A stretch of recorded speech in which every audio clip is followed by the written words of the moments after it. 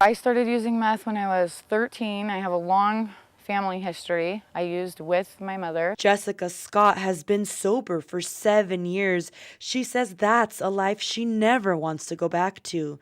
But in Jackson County, meth is something the Medford Area Drug and Gang Enforcement Team is seeing too much of. Last year was the first year that Madge seized over 100 pounds of meth.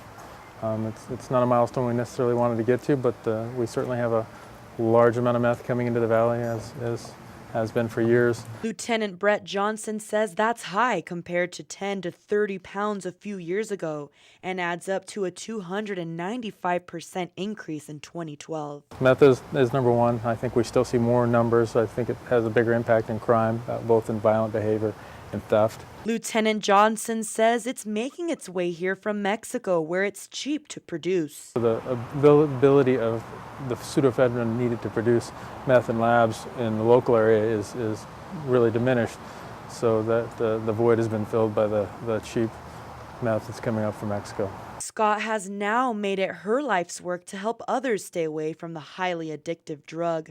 She's a counselor at On Track, an addictions recovery programs and services center.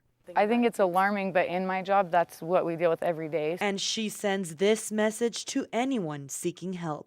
When you're so deep and you feel like it's so bad and that there's no way out, that there always is. Like, I really lost everything.